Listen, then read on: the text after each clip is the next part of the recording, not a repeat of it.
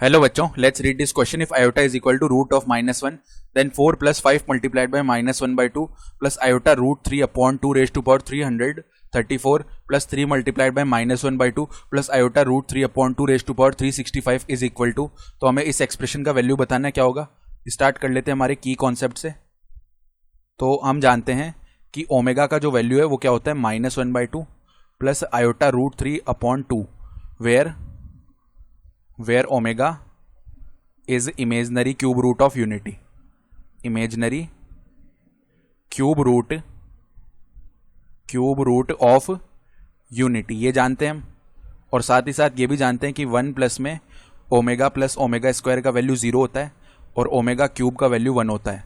तो ये लिखने के बाद देखो हमें फाइंड आउट क्या करना है. यहाँ से देखो हमें फाइंड आउट करना है 4 प्लस में ये जो कंप्लीट टर्म है ये ओमेगा बन गया, यानी 5 ओमेगा और इसकी पावर कितनी है 334 प्लस में ये भी कंप्लीट टर्म ओमेगा ही लिखा हुआ है तो ओमेगा और उसकी पावर कितनी है 365.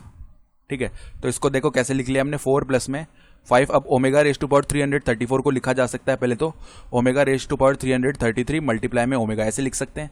प्लस में इसी तरह यहाँ पे 3 मल्टीप्लाई में ओमेगा रेज टू पावर 300 यहाँ पे क्या लिखा जा सकता है 363 मल्टीप्लाई में ओमेगा स्क्वायर ऐसे लिख सकते हैं.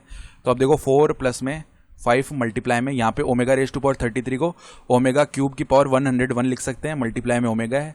प्लस में यहाँ पे 3 मल्टीप्लाई में ओमेगा रेज टू पावर 363 को ओमेगा क्यूब की पावर 121 और यहाँ पे मल्टीप्लाई में ओमेगा स्क्वायर है. तो अब ओमेगा क्यूब का वैल्यू 1 हो गया तो ये हो गया 4 प्लस 5 मल्टीप्लाई में 1 रेज टू पावर 111 मल्टीप्लाई में ओमेगा प्लस में 3 मल्टीप्लाई में इधर 1 रेज टू पावर 121 मल्टीप्लाई में ओमेगा स्क्वायर ये बन रहा है.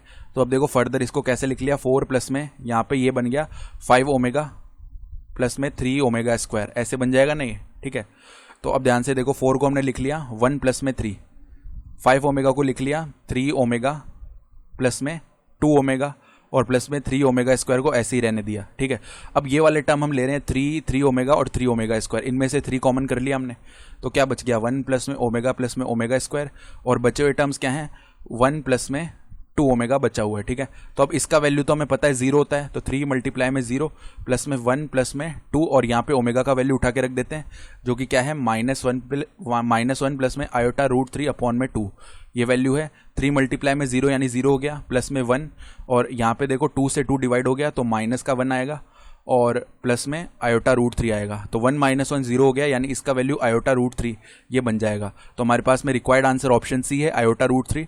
I hope you understood this explanation. Best of luck.